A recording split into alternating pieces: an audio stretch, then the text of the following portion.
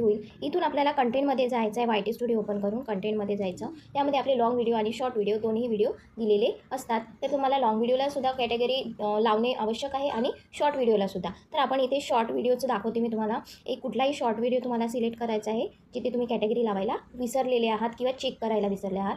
तर इथे पेन्सिलचं आयकॉन दिसतं, त्या पेन्सिलच्या आयकॉनमध्ये तुम्हाला जायचं आहे आणि आपला जो व्हिडिओ आहे तो वरती स्क्रोल करायचा आणि मोअर ऑप्शन्समध्ये जायचं। Tag, short, remix, category and mower दिलेलं आहे, त्यामध्ये जायचं। आता इथे बघा मोअर ऑप्शन्समध्ये दिलेले आहे ad tags, low video and audio remix, paid promotion and brand, people and blogs. इथे बघा कॅटेगरीमध्ये पीपल अँड ब्लॉग्स सिलेक्ट झालेला आहे माझ्याकडून। तर इथे आता मी करेक्ट करणार।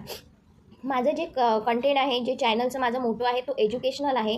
मी तुम्हाला यूट्यूब रिलेटेड इन्फॉर्मेशन देते, माहिती देते। तर मला इथे एज्युकेशन माझ्यासाठी परफेक्ट कॅटेगरी आहे। आणि जर तुम्ही इथे बघा, जर तुम्ही कॉमेडीचे व्हिडिओ बनवत आहात, एंटरटेनमेंट रिलेटेड बनवत आहात, कुकिंग रिलेटेड बनवत आहात, तर जर तुम्ही कॉमेडीचे बनवत आहात तिथे तुम्हाला कॉमेडी कॅटेगरीज निवडावी लागेल। एंटरटेनमेंट करत आहात तर तुम्हाला एंटरटेनमेंटचेच कॅटेगरी निवडावी लागेल। जर तुम्ही म्युझिक रिलेटेड, डान्सिंग रिलेटेड करत आहात तुमचे कंटेंट, तर इथे म्युझिकची कॅटेगरी निवडायची। न्यूज आहे, रिपोर्टिंग आहे, कोणती ब्रेकिंग न्यूज असं काही तुम्ही तुमच्या कंटेंटमध्ये दाखवत आहात तर तुम्हाला न्यूज अँड पॉलिटिक्समध्ये निवडावी लागेल तुमची कॅटेगरी। त्यानंतर अगर तुम्ही कुठले ब्लॉग्स वगैरे बनवत आहात तर तुम्हाला तुमचं कॅटेगरी निवडावी लागेल people and blogs. Animal related तुम्ही बनवत आहात तर पेट्स अँड ॲनिमल। समजा खेळा रिलेटेड, स्पोर्ट्स रिलेटेड बनवत आहात तिथे